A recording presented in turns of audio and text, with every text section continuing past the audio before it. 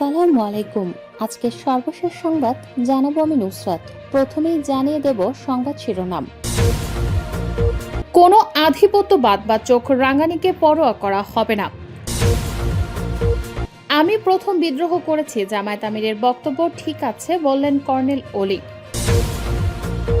রাজনীতি থেকে অবসর নিয়ে দৃষ্টান্ত স্থাপন করতে চান মির্জা ফখরুল।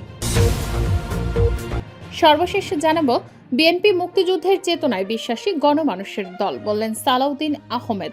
শিরোনাম শুনলেন, এবারে বিস্তারিত। কোনো আধিপত্যবাদ বা চোখ রাঙানিকে পরোয়া করা হবে না।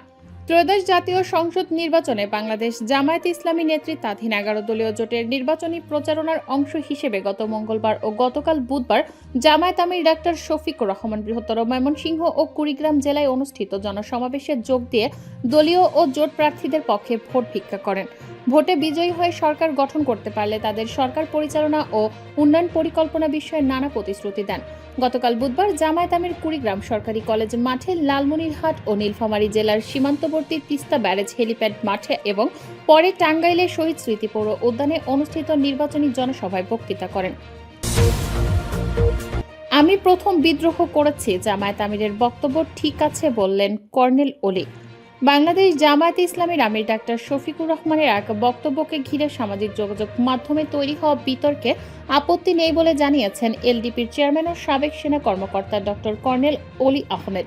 তিনি বলেছেন, ওই বক্তব্যে তার সম্মানহানিকর কিছু বলা হয়নি।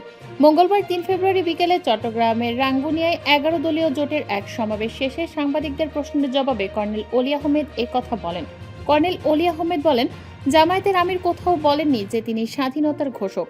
তার বক্তব্যের ব্যাখ্যায় তিনি বলেছেন, চট্টগ্রাম থেকেই প্রথম বিদ্রোহ হয়েছে, এটি সত্য। রাজনীতি থেকে অবসর নিয়ে দৃষ্টান্ত স্থাপন করতে চান মির্জা ফখরুল। ঠাকুরগাঁও 1 আসনে বিএনপি মনোনীত ধানের শীষ প্রতীকের প্রার্থী দলের মহাসচিব মির্জা ফখরুল ইসলাম আলমগীর বলেছেন, তিনি রাজনীতি থেকে অবসর নিতে চান। তার ভাষ্য, দেশে রাজনীতি থেকে অবসর নেয়ার কোনো সংস্কৃতি নেই, তিনি সেই দৃষ্টান্ত স্থাপন করতে চান। বুধবার রাতে ঠাকুরগাঁও পৌর শহরের গোয়ালপাড়া সরকারি প্রাথমিক বিদ্যালয় মাঠে আয়োজিত এক নির্বাচনী সভায় এসব কথা বলেন তিনি। মির্জা ফখরুল বলেন, গত 15 বছর তিনি জনগণের উন্নয়ন ও ভাগ্য পরিবর্তনের কোনো সুযোগ পাননি। তার দাবি, ওই সময় বিএনপির নেতাকর্মীরা নির্যাতন ও নিপীড়নের মধ্যে ছিলেন। তিনি বলেন, ঠাকুরগাঁওয়ের ছাত্রদল, যুবদল, স্বেচ্ছাসেবক দল সহ বিএনপির অনেক নেতাকর্মীর বিরুদ্ধে মিথ্যা মামলা করা হয়েছিল এবং সবাই কষ্টের মধ্য দিয়ে সময় কাটিয়েছেন। আল্লাহর কাছে লাখো শুকরিয়া, আমরা এসব মামলা থেকে খালাস পেয়েছি বলেন তিনি। বিএনপি মুক্তিযুদ্ধের চেতনায় বিশ্বাসী গণমানুষের দল বললেন সালাউদ্দিন আহমেদ।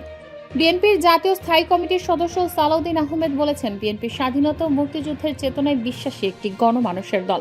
তিনি বলেন, যারা মুক্তিযুদ্ধের ইতিহাস বিকৃত করেছে এবং স্বাধীনতার বিরোধিতা করেছে, তাদের মুখে স্বাধীনতার কথা শোভা পায় না। একই সঙ্গে গণতন্ত্র পুনরুদ্ধারে জনগণকে ঐক্যবদ্ধ হওয়ার আহ্বান জানান তিনি।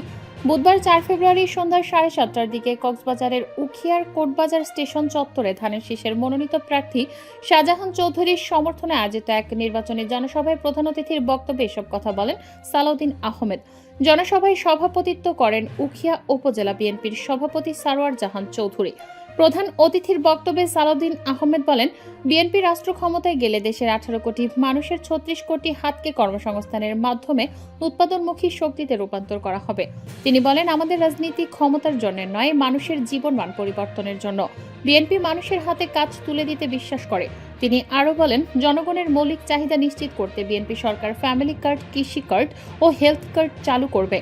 এসব কর্মসূচির মাধ্যমে সাধারণ মানুষ খাদ্য নিরাপত্তা, কৃষি সহায়তা ও স্বাস্থ্যসেবার সুবিধা সরাসরি পাবে।